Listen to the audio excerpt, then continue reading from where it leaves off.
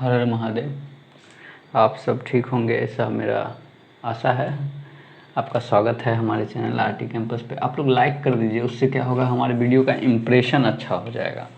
और आप लोग पूरा देखा कीजिए, कम से कम एक बार अगर सुन भी लीजिएगा तो याद हो जाया करेगा। अगर बीच बीच में देख के जैसे छोड़ते हैं ना, तो उससे एक तो वॉच टाइम आवर कम हो जाता है, साथ में इम्प्रेशन गड़बड़ा जाता है। तो ऐसा नहीं, अगर देखना ही है तो पूरा देखिए, नहीं देखना है तो सिर्फ लाइक करके छोड़ दीजिए। कम से कम इम्प्रेशन तो सही जाएगा वीडियो का। हम लोग पिछली क्लास में जो है ना न्यूक्लियस स्टार्ट किए थे और 3 चीज़ पढ़ लिए थे, और जो आज की क्लास में पढ़ेंगे वो है क्रोमेटिन नेट या क्रोमेटिन मटेरियल। सबसे पहला पॉइंट है इसका कि इसको दिया कौन थे। तो इस टर्म चीज़ को, इसके बारे में जो सबसे पहले साइंटिस्ट बताए थे वो थे हमारे फ्लेमिंग साहब। ये काम का चीज़ नहीं है। काम का चीज़ क्या है वो देखिएगा। जब हम क्रोमेटिन को ढूंढने चलते हैं, कोई भी चीज़ जब भी बनता है तो उसमें कुछ ना कुछ रसायन होता है। क्या होता है? रसायन। जिसे हम जब हम न्यूक्लियोप्लाज्म बताए होंगे तो आपको बताए होंगे कि न्यूक्लियोप्लाज्म में मिलता है protein, fat, lipid, nucleic acid, ये सब मिलता है। उसी प्रकार से क्रोमेटिन जब देखते हैं तो इसमें हमको 4 चीज़ मेन याद रखना है।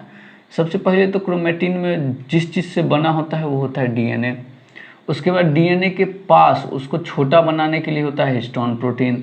उसके बाद उसके साथ जुड़ा होता है नॉन हिस्टोन प्रोटीन, और थोड़ा सा मात्रा होता है आरएनए का। कैसे? डीएनए का मात्रा होता है लगभग 31%, इसका मात्रा होता है लगभग 36%, इसका मात्रा होता है लगभग 28%, और जो बच गया वो किसका है? आरएनए का। तो मतलब क्रोमेटिन नेट में सबसे ज़्यादा कौन है? हिस्टोन। सबसे कम कौन है? आरएनए। सेकेंड नंबर पे कौन है? डीएनए। और थर्ड नंबर पे नॉन हिस्टोन। क्या कहने का मतलब है? डीएनए का फुल फॉर्म क्या होता है? Deoxy ribo nucleic acid. क्या है ये? एसिड। जो भी चीज़ एसिड होता है ना, उस पर चार्ज कौन सा होता है? उस पर चार्ज होता है प्लस। अब कॉमन सेंस लगाइएगा, अगर ये प्लस है तो इसके पास कौन आएगा? माइनस। अगर एसिड पे चार्ज अगर प्लस आ रहा है तो बेस पे चार्ज क्या आएगा? माइनस। तो हिस्टोन जो होता है वो होता है बेस, और इस पे चार्ज होता है माइनस, तो माइनस प्लस एक साथ मिलेगा। ठीक है। उसके बाद ये हिस्टोन प्रोटीन में 2 एमिनो एसिड मिलता है। बायोमोलिकुल्स चैप्टर में प्रोटीन एक टॉपिक है, मतलब बायोमोलिकुल्स के अंदर पढ़ते हैं। प्रोटीन एक टॉपिक है जो मैक्रोमोलिकुल होता है। उस प्रोटीन को बनने के लिए उसका जो यूनिट होता है ना, यूनिट मतलब इकाई, जो उसका मोनोमर होता है वो होता है एमिनो एसिड। ठीक है। तो मतलब अगर पूछा जाए कि हिस्टोन प्रोटीन में कौन सा 2 मेन एमिनो एसिड है, तो वो है हमारा एक लाइसिन और दूसरा है आर्जिनिन। अब इस लाइसिन और आर्जिनिन के अमाउंट पे, किसके अमाउंट पे? लाइसिन और आर्जिनिन के अमाउंट पे ये हिस्टोन प्रोटीन होता है 5 प्रकार का। कितने प्रकार का होता है? 5 प्रकार का। पहला है H1, दूसरा है H2A, तीसरा है H2B नॉट H3, चौथा है H3 और पांचवा है H4। H5 नहीं होता है, H2 ही 2 भाग में टूट जाता है।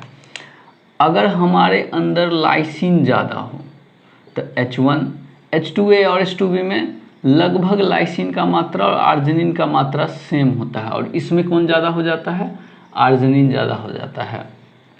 ये मेन नहीं है कि कौन ज़्यादा है कौन कम है, वो मेन नहीं है। जो मेन है वो ये है कि लाइसिन और आर्जिनिन एमिनो एसिड जो होता है वो प्रोटीन को बेसिक बनाता है, और कोई भी चीज़ अगर बेसिक है तो उस पर चार्ज कौन सा है? माइनस, और जो एसिड है उस पर चार्ज कौन सा है? प्लस। दोनों मिलके जो है क्रोमेटिन नेटवर्क का निर्माण करता है। नॉन हिस्टोन प्रोटीन का भी कुछ फंक्शन होता है एस्केप फोल्ड बनाने में। एस्केप फोल्ड का मतलब होता है ढांचा। आरएनए क्यों मिलता है वो भी बताएंगे। देखिए, हम क्या करते हैं, एक न्यूक्लियस लेते हैं। ठीक, मान लीजिए न्यूक्लियस है। हम देखते हैं कि न्यूक्लियस के चारों तरफ जो है ना एकदम डेंस है। क्या है? डेंस। और बीच में एकदम खुला खुला जैसी जगह फील हो रहा है, जैसे लग रहा है एकदम खुला खुला पड़ा हुआ है। जो न्यूक्लियस के चारों तरफ डेंस है ना, इस पार्ट को बोलते हैं हेट्रोक्रोमेटिन। क्या बोलते हैं? हेट्रोक्रोमेटिन। और जो बीच वाला पार्ट है ना उसको बोलते हैं यूक्रोमेटिन।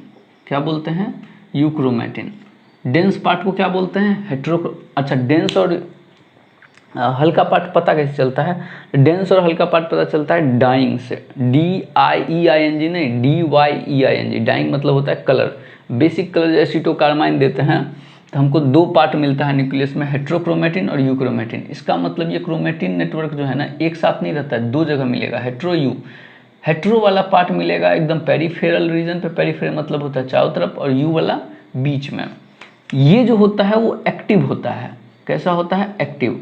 और ये चुपचाप बैठा होता है, इसको कोई मतलब नहीं होता है काम धंधा से। हाँ, ऐसा नहीं है ये हमेशा बैठा रहता है, कभी कभी ये एक्टिव हो जाता है। ये कभी कभी एक्टिव होगा या नहीं होगा, इसके आधार पर फिर से हेट्रोक्रोमेटिन कितने प्रकार का हो जाता है? 2। एक है हमारा कंस्टिट्यूटिव और एक है हमारा फैकल्टेटिव। अगर ऐसा हेट्रोक्रोमेटिन जो कभी भी एक्टिव ना हो, ऐसा हेट्रोक्रोमेटिन जो कभी भी एक्टिव ना हो, उसको बोलेंगे कंस्टिट्यूटिव। और ऐसा हेट्रोक्रोमेटिन जो अभी तो एक्टिव नहीं है लेकिन अगर जरूरी पड़ा तो एक्टिव हो सकता है, फैकल्टेटिव। क्या बोले? ऐसा हेट्रोक्रोमेटिन जो कभी भी एक्टिव ना हो, कंस्टिट्यूटिव। और ऐसा हेट्रोक्रोमेटिन जो अभी एक्टिव नहीं है लेकिन अगर हम उसको जरूरी किए, बाय फोर्स किए कि नहीं तुम एक्टिव हो जाओ, एक्टिव हो जाओ, एक्टिव हो जाओ, तो वो एक्टिव हो जाएगा, उसी को क्या बोल देते हैं? फैकल्टेटिव। एग्जाम्पल क्या हो सकता है? अभी जब हम जस्ट 5 मिनट बाद हम एक क्रोमोसोम का स्ट्रक्चर बताएंगे तो वो ऐसा है, तो उसका ये वाला पार्ट जो होता है इसको बोलते हैं सेंट्रोमियर। क्या बोलते हैं? सेंट्रोमियर। वो हमेशा कॉन्स्टिट्यूटिव होता है, यहाँ पर जो कुछ भी मिलेगा ना वो कभी एक्टिव नहीं हो सकता है।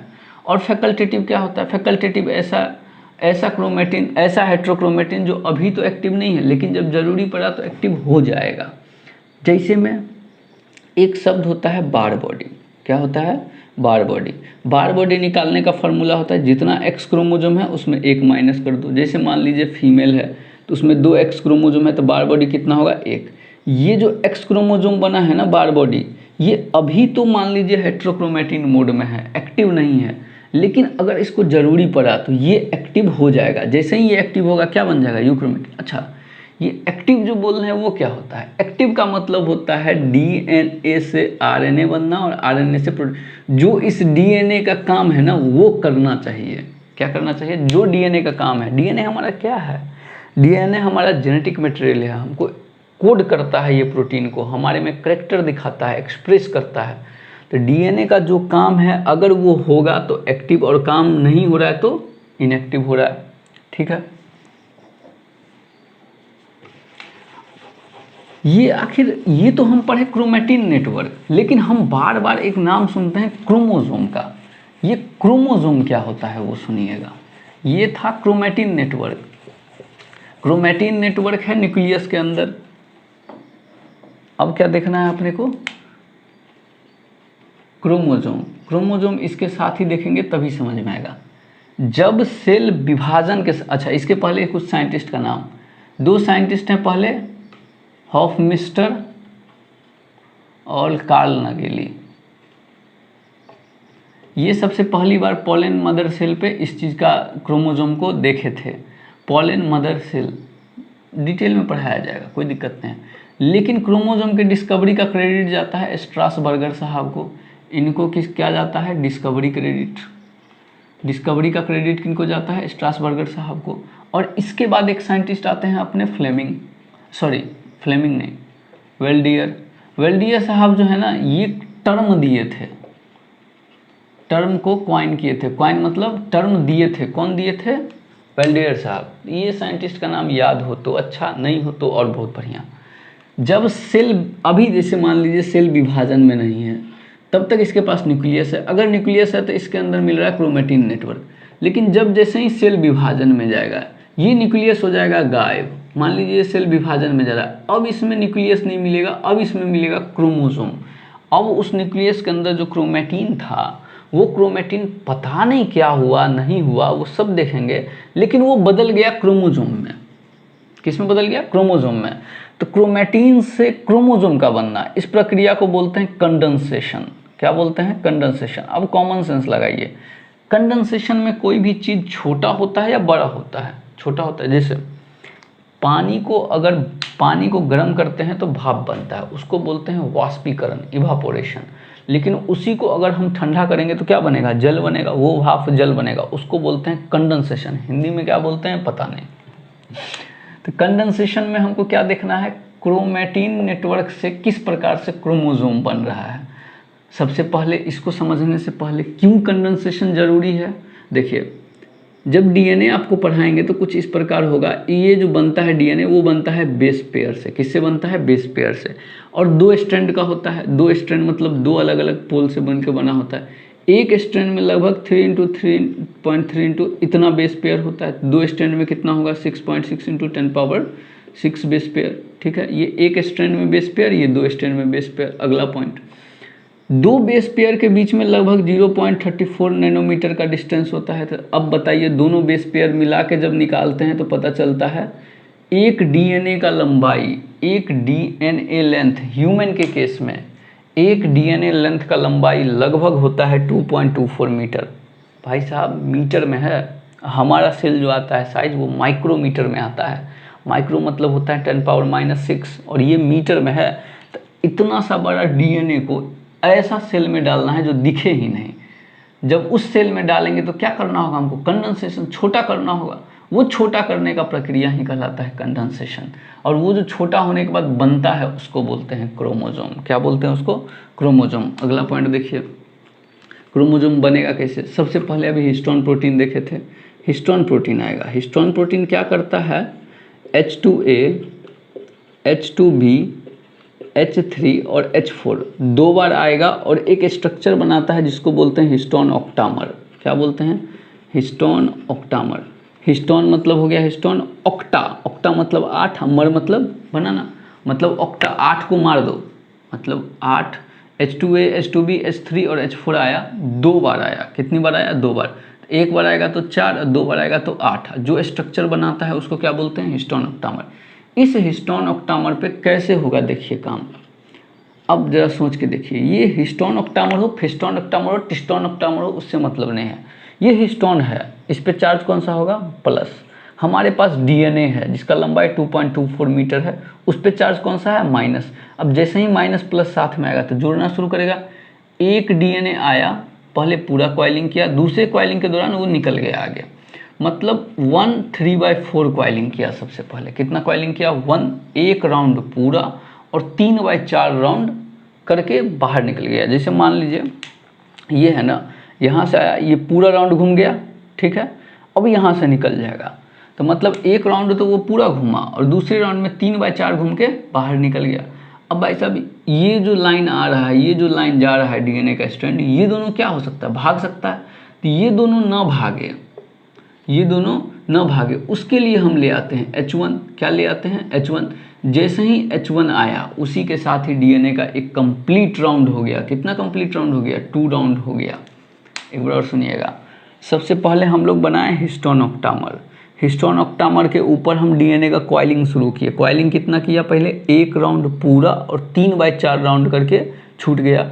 अब ये कॉइलिंग होने के बाद H1 आया, कौन सा प्रोटीन, कौन सा हिस्टोन आया, H1 आया। दोनों जो घुस रहा था उसके ऑक्टामर के, दोनों को पकड़ के बांध दिया। अब इससे क्या होगा, वो खुल नहीं सकता है। जो ये राउंड हुआ है वो कभी भी खुल नहीं सकता है। तो ये कितना राउंड हो गया यहाँ पर, 2। अब ये क्या करेगा वो सुनिएगा, ये डीएनए पे इस प्रकार से रिपीट करता है। जितना बेस पेयर रिपीट करता है ना बार बार, वो होता है 200 बेस पेयर का। ये ध्यान रहे ना रहे, मतलब इसके बाद ऐसा लगता है ना कि एक मोती बन गया है। उस मोती मतलब एक माला बन गया है जिसपे मोती है, एक धागा है जिसके ऊपर ऐसा लग रहा है कहीं मोती डाल दिए हैं। वो मोती एक्चुअली में किसका है, हिस्टोन ऑक्टामर का और H1 का है। ये 200 बेस पेयर का रिपीटेटिंग सीक्वेंस होता है, और जो बीच में डीएनए मिलता है उसको बोलते हैं लिंकर डीएनए। अब अगला काम क्या करेगा, ये इसको मोड़ना शुरू करेगा स्प्रिंग की तरह। किसकी तरह मोड़ना शुरू करेगा, स्प्रिंग की तरह। इसको बोलते हैं सोलेनॉइड। क्या बोलते हैं, सोलेनॉइड। क्या बोलते हैं इसको, सोलेनॉइड। इसको क्या बोलते हैं, सोलेनॉइड। अब जरा सोच के देखिएगा, ये ऐसे ऐसे मुड़ा, एक कॉइलिंग होगा। ये तो पहले ऐसे था, पहले डीएनए इस पे मुड़ा, फिर इसको पकड़ के एक बार और घुमा रहे हैं स्प्रिंग की तरह। तो एक बार और घुमा, लगभग बोलते हैं कि 6 आता है। अच्छा, इस स्ट्रक्चर को हम लोग बोलते हैं न्यूक्लियोसोम। क्या बोलते हैं? न्यूक्लियोसोम। याद रहेगा तो भी दिक्कत नहीं है, नहीं याद रहेगा तो भी दिक्कत। बोलते हैं कि एक सोलेनॉइड के टर्न में 6 न्यूक्लियोसोम आता है। कितना आता है? 6 न्यूक्लियोसोम पर टर्न। हम कर क्या रहे हैं? छोटा। पहले घुमाए इस पे, जब इस पे घुमाए तो थोड़ा छोटा हुआ डीएनए का लंबाई, फिर H1 लगा के उसको और छोटा किए, फिर ये न्यूक्लियोसोम बन गया। इस न्यूक्लियोसोम को क्या किए? स्प्रिंग की तरह नचा दिया। अब जरा सोच के देखिए, कोई इतना बड़ा तार है, उसको जब स्प्रिंग की तरह घुमाएंगे तो क्या होगा? छोटा। एक सोलेनॉइड के एक टर्न में कितना न्यूक्लियोसोम आता है? 6। अब क्या करेंगे? इसको भी एक बार नचा देंगे। अब जरा सोच के देखिए, सोलेनॉइड को भी सोलेनॉइड की तरह नचा दिए, इसको बोलते हैं सुपर क्वाइल्ड सोलेनॉइड। क्या बोलते हैं? Super coiled solenoid. क्यों बोले? क्योंकि सोलेनॉइड तो एक बार नच ही गया है, एक स्प्रिंग बन चुका था, उसको मोड़े, उसको एक बार और घुमा दिए, तो इस स्ट्रक्चर को बोलते हैं सुपर क्वाइल्ड सोलेनॉइड, या इसी को बोल देते हैं क्रोमोनीमा। क्या बोल देते हैं? क्रोमोनीमा या क्रोमोनीमेटा। अब यहाँ तक तो हिस्टोन प्रोटीन का काम खत्म हो गया। अब आएगा नॉन हिस्टोन, और इस क्रोमोसोम को लगभग ऐसे बना देगा। कैसे बना देगा? ऐसे। मतलब इसके अंदर क्या चल रहा है हमारा? Super coiled solenoid. आखिरकार ये सुपर क्वाइल्ड सोलेनॉइड बना किस किस चीज़ का होगा? ये सुपर क्वाइल्ड सोलेनॉइड 2 मेन चीज़ से बना है। एक तो हिस्टोन प्रोटीन से बना है और अगला डीएनए से बना है। तो हमारा क्रोमोसोम मेनली किस चीज़ से बना होता है? हिस्टोन प्रोटीन और डीएनए। अभी जस्ट 5 मिनट पहले बताए भी हैं कि 31% होता है डीएनए, 36%। तो 31-36 जोड़ेंगे तो लगभग 70 चला जाएगा। तो वो 70% तो हमारा क्रोमोसोम किससे बना है? डीएनए से। और इसका डायमीटर होता है लगभग 700 एंगस्ट्रम। कहाँ 2.24 मीटर से शुरू किए, कहाँ 700 एंगस्ट्रम पे ले आए। और यही ऐसा बन जाए मान लीजिए, तो ये हो जाएगा 1400 एंगस्ट्रम। मतलब जब 2 बार यही डंटा हो जाए तो इसको कितना हो जाएगा? 1400 एंगस्ट्रम। अब हम क्या देखते हैं? इसका अध्ययन कैसे करते हैं? एक क्रोमोसोम को पकड़ते हैं, उसको पढ़ के देखते हैं कि क्या क्या हम समझ सकते हैं क्रोमोसोम से। अब ध्यान से सुनिएगा, ये तो है एक क्रोमोसोम। जिनको भी क्रोमोसोम के बारे में हैप्लॉइड डिप्लॉइड का जानकारी लेना होगा, वो चल जाइएगा हमारे जेनेटिक्स वाले प्ले लिस्ट में, हम वैसे लिंक दे देंगे। उसमें हम इस क्रोमोसोम का स्ट्रक्चर नहीं समझाए हैं, लेकिन हैप्लॉइड किसको बोलते हैं, डिप्लॉइड किसको बोलते हैं, ट्रिप्लॉइड किसको बोलते हैं, ये सब समझाए हुए हैं टर्मिनोलॉजी टॉपिक में। तो वहाँ पर देख लीजिएगा। यहाँ पर एक्चुअली में समझाना सही नहीं रहेगा, क्योंकि यहाँ सेल न्यूक्लियस के बारे में पढ़ना है। हम अब इस एक क्रोमोसोम को देखते हैं, इसमें स्ट्रक्चर क्या क्या मिलता है। ठीक है, हम लोग क्रोमोसोम बना लिए। एक तो 2.24 मीटर का डीएनए था, उसको रगड़ रगड़ के घसक के उसको छोटा बना दिए। छोटा बनाने के बाद क्या किए? उस जो स्ट्रक्चर छोटा बना कंडेंसेशन होके, उसी को बोल दिए क्रोमोसोम। क्या बोल दिए? क्रोमोसोम। अब देखते हैं इस क्रोमोसोम में क्या क्या चल रहा है। अच्छा, क्रोमोसोम शब्द कौन दिया था? वेल्डेयर साहब। क्रोमेटिन नेटवर्क शब्द कौन दिया था? फ्लेमिंग साहब। अब देखिए क्रोमोसोम, हम जब क्रोमोसोम का अध्ययन करने चलते हैं तो पता चलता है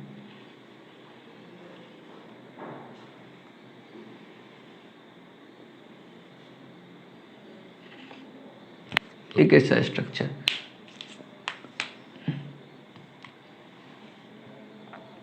इस बीच में धंसा हुआ। अब इसके अंदर क्या मिलता है हमको? सुपर क्वाइल्ड सोलेनॉइड, जिसको क्या बोलते हैं? क्रोमोनीमा। क्या बोलते हैं इसको? क्रोमोनीमा। मतलब एक्चुअली में ये डीएनए हिस्टोन है। इसका जो बाहरी वाला स्ट्रक्चर है ना, उसको बोलते हैं ढांचा। ढांचा मतलब होता है इसके फोल्ड, जो बना होता है नॉन हिस्टोन प्रोटीन का। अब देखिए, एक शब्द होता है कॉन्स्ट्रिक्शन। कॉन्स्ट्रिक्शन का मतलब होता है दबाव। अब प्राइमरी शब्द उसके लिए यूज करते हैं जो पहली बार बनता है, और सेकेंडरी शब्द उसके लिए यूज करते हैं जो पहली बार के बाद बनता है। तो ये ऐसा दबाव है जो सेंटर में है, तो इसको बोलते हैं प्राइमरी कॉन्स्ट्रिक्शन। क्या बोलते हैं इसको? प्राइमरी कॉन्स्ट्रिक्शन, या इसी को बोल देते हैं सेंट्रोमियर। क्या बोल देते हैं? सेंट्रोमियर। और अंदर में क्या है? डीएनए, और इसके साथ साथ क्या है? हिस्टोन। डीएनए और हिस्टोन। तो अपने काम का तो ये है डीएनए, बाकी कोई काम का ही नहीं। इस प्राइमरी कॉन्स्ट्रिक्शन के ऊपर प्लेट नुमा स्ट्रक्चर अरेंज होता है, जिसको बोलते हैं काइनेटोकोर। क्या बोलते हैं? काइनेटोकोर। एक बार और सुनिएगा। सबसे पहला जो कॉन्स्ट्रिक्शन है उसको बोले प्राइमरी कॉन्स्ट्रिक्शन। प्राइमरी क्यों बोलना है? क्योंकि सबसे पहली बार बना है। उसी का दूसरा नाम होता है सेंट्रोमियर। इस प्राइमरी कॉन्स्ट्रिक्शन के ऊपर कुछ प्लेट जैसा स्ट्रक्चर मिलता है, जिसको बोलते हैं काइनेटोकोर। अब इसके अलावा जो भी कॉन्स्ट्रिक्शन मिलेगा उसको बोलेंगे सेकेंडरी। तो इधर भी मिल रहा है और इधर भी मिल रहा है, तो इधर वाले को बोलते हैं सेकेंडरी कॉन्स्ट्रिक्शन फर्स्ट और इधर वाले को बोल देंगे सेकेंडरी कॉन्स्ट्रिक्शन सेकेंड। मतलब सेकेंडरी कॉन्स्ट्रिक्शन फर्स्ट और सेकेंडरी कॉन्स्ट्रिक्शन सेकेंड। अब क्या है वो सुनिएगा। एक होता है सैटेलाइट क्रोमोसोम, सेकेंडरी कॉन्स्ट्रिक्शन से लेके क्रोमोसोम के एंड पॉइंट तक इसको बोलते हैं सैटेलाइट रीजन। सेकेंडरी कॉन्स्ट्रिक्शन से लेके क्रोमोसोम के एंड पॉइंट तक इसको क्या बोलते हैं? Satellite chromosome. क्या बोलते हैं? Satellite chromosome. Satellite chromosome. वैसे ही यहाँ भी सैटेलाइट क्रोमोसोम, लेकिन यहाँ जो डीएनए मिलेगा उसको सैटेलाइट डीएनए नहीं बोलेंगे। सैटेलाइट डीएनए इसको बोलते हैं। सैटेलाइट डीएनए किसको बोलते हैं? वो डीएनए जो प्राइमरी कॉन्स्ट्रिक्शन पे मिलेगा उसको बोलेंगे सैटेलाइट डीएनए, और ऐसा क्रोमोसोम जो सेकेंडरी कॉन्स्ट्रिक्शन के बाद मिलेगा उसको बोलेंगे सैटेलाइट क्रोमोसोम। अब जरा अभी जस्ट बताए थे कि एक होता है कंस्टिट्यूटिव हेट्रोक्रोमेटिन। कंस्टिट्यूटिव हेट्रोक्रोमेटिन यही तो है, डीएनए का जो काम है आरएनए प्रोटीन बनाना, यहाँ वाला कभी नहीं बनाता, वो नॉन फंक्शनल डीएनए होता है। तो सैटेलाइट डीएनए हमारा जो होता है वो कंस्टिट्यूटिव होता है। सेकेंडरी कॉन्स्ट्रिक्शन फर्स्ट जो होता है ना, यहाँ पर एक चीज़ मिलता है जिसको बोलते हैं NOR, nucleolus organizing region. Just इसके पिछले क्लास में, पिछले वाले वीडियो में बताए हैं, nucleolus organizing region, nucleolus organizing region. ये एनओआर मिलता है हमारा सेकेंडरी कॉन्स्ट्रिक्शन फर्स्ट पे। अगर ह्यूमन का बात करें तो कौन कौन से क्रोमोसोम में? 13, 14, 15, 21 और 22 में ये मिलता है सेकेंडरी कॉन्स्ट्रिक्शन फर्स्ट। तो मतलब इस क्रोमोसोम के कारण ही एनओआर बनता है, न्यूक्लियोलस बनता है, जो आगे जाके राइबोसोम बनाता है। सेकेंडरी कॉन्स्ट्रिक्शन सेकेंड मिलता है 1, 10, 13, 16 और वाई में। अब जरा सोच के देखिए, ये जो 13 नंबर क्रोमोसोम है ना, इसमें तो हमको सेकेंडरी कॉन्स्ट्रिक्शन फर्स्ट और सेकेंड दोनों मिल रहा है। बाकी कोई भी क्रोमोसोम नहीं है जिसमें हमको सेकेंडरी कॉन्स्ट्रिक्शन फर्स्ट सेकेंड दोनों मिले। अगर कोई आपसे पूछे कि भाई साहब तुम हमको बताओ 21 नंबर क्रोमोसोम में क्या मिलेगा, तो तुम कॉमन सेंस लगाओ ना, तो इसमें प्राइमरी कॉन्स्ट्रिक्शन में 21 छोड़िए, 26 नंबर क्रोमोसोम में क्या मिलेगा? तो आप बोलिएगा सर देखिए 26 नंबर क्रोमोसोम में ना तो ये मिलेगा ना ये मिलेगा। हम बोले ये क्यों नहीं मिलेगा? क्योंकि सर देखिए प्राइमरी कॉन्स्ट्रिक्शन फर्स्ट एनओआर बनाता है, एनओआर में ये कहीं पे आया ही नहीं। सेकेंडरी कॉन्स्ट्रिक्शन सेकेंड का काम भले पता ना हो, लेकिन इसमें 26 है नहीं, तो मतलब 26 नंबर क्रोमोसोम में सिर्फ एक ही कॉन्स्ट्रिक्शन मिलेगा, वो है प्राइमरी कॉन्स्ट्रिक्शन। सेंट्रोमियर तो हर एक क्रोमोसोम में मिलेगा, ऐसा कोई क्रोमोसोम नहीं है जो सेंट्रोमियर नहीं मिलेगा, सेंट्रोमियर हर एक क्रोमोसोम में मिलेगा। लेकिन प्राइमरी सेकेंडरी कंस्ट्रक्शन कुछ कुछ क्रोमोसोम में मिलेगा। और को भी मान लीजिए ये क्वेश्चन पूछ ले कि भाई साहब ऐसा कौन सा क्रोमोसोम है जिसमें प्राइमरी कंस्ट्रक्शन फर्स्ट और प्राइमरी कंस्ट्रक्शन सेकंड दोनों मिलेगा, तो आप बोलिएगा सर वो क्रोमोसोम है 13 नंबर। हम यहाँ पर दोनों बनाए हैं, इसका मतलब ये क्रोमोसोम किस कौन सा होगा? 13 नंबर वाला। इसके एक भाग को बोलते हैं आर्म्स और पूरे को बोलते हैं एक साथ क्रोमेटिड। क्या बोलते हैं? क्रोमेटिड। एक भाग को क्या बोलते हैं? आर्म्स। सेंट्रोमियर के दायां जाइए, बायां जाइए, ऊपर जाइए, नीचे जाइए, मतलब इधर उधर जाइएगा तो उसके एक भाग को बोलेंगे आर्म्स और पूरे को एक साथ मिला के क्या बोलते हैं? क्रोमेटिड्स। एक भाग को क्या बोलते हैं? आर्म्स। एक भाग को क्या बोलते हैं? आर्म्स। पूरे को क्या बोलते हैं? क्रोमेटिड। अब ध्यान से सुनिएगा, आर्म्स के साइज पे, आर्म्स दो साइज का हो सकता है, या तो स्मॉल या लार्ज। अगर स्मॉल साइज का है तो उसके लिए डोनेट करते हैं पी, और लार्ज साइज का है तो उसके लिए डोनेट करते हैं क्यू। ये पी शब्द जो आया है ना, वो एक फ्रेंच शब्द होता है पेटाइट। ये कौन सा शब्द है? फ्रेंच शब्द। इसका मतलब ही होता है स्मॉल। और क्यू क्यों डोनेट करते हैं? क्योंकि पी के बाद आता है, तो क्यू शब्द हो गया लार्ज के लिए और स्मॉल शब्द हो गया पी के लिए। इस प्राइमरी कॉन्स्ट्रिक्शन के आधार पे कि प्राइमरी कॉन्स्ट्रिक्शन कहाँ मिल रहा है, इसके आधार पे क्रोमोसोम कुछ प्रकार का होता है। क्रोमोसोम जो पहला प्रकार का होता है उसको बोलते हैं मेटासेंट्रिक। दूसरे प्रकार का जो होता है उसको सब मेटासेंट्रिक। तीसरे प्रकार का जो होता है उसको बोलते हैं एक्रोसेंट्रिक, और उसके बाद जो होता है उसको बोलते हैं टीलोसेंट्रिक। मेटासेंट्रिक क्रोमोसोम ऐसा जिसके ठीक सेंटर में मिले सेंट्रोमियर, न तो इधर न इधर। अब जरा सोच के देखिए, अगर ऐसा कोई क्रोमोसोम जिसके ठीक सेंटर में सेंट्रोमियर मिलेगा तो उसका पी किसके बराबर हो जाएगा? क्यू के। अगर पी क्यू के बराबर हो गया तो इसका शेप लगभग कैसा आ जाएगा? V shape. ठीक है। सब मेटासेंट्रिक बोलते हैं ऐसा क्रोमोसोम जिसका सेंट्रोमियर थोड़ा या तो ऊपर चला शिफ्ट हो जाए या थोड़ा नीचे, मतलब टिप पे नहीं जाए, थोड़ा ऊपर या नीचे हो जाए, तो इसमें P हो जाएगा छोटा और Q हो जाएगा बड़ा। जो छोटा होगा उसको P बोल देंगे, जो बड़ा होगा उसको Q बोल देंगे। इसका शेप या तो J बोल देते हैं या रॉड बोल देते हैं, J बोल देते हैं या रॉड। J शेप हम जनरली लेके चलते हैं, L शेप भी कहीं कहीं लिखा होता है।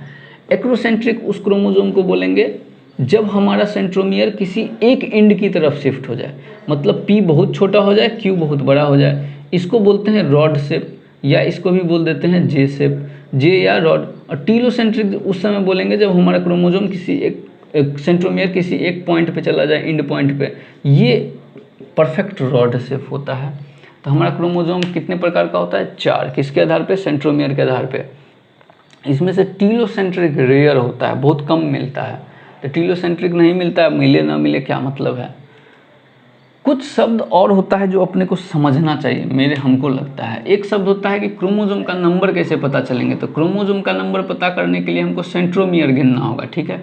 दूसरा कहता है कि मोनाड डायट्राइड किसको बोलते हैं। तो मोनाड डायट्राइड निकालने के लिए हमको क्रोमेटिड देखना होगा कि अगर हमारे पास एक क्रोमेटिड है तो मोनाड, 2 है तो डायट, 3 है तो ट्राइड। और अगला होता है कि क्रोमोसोम का नंबर, और क्रोमोसोम के नंबर को यह पूछे कि क्रोमोनिमेटा कितना है।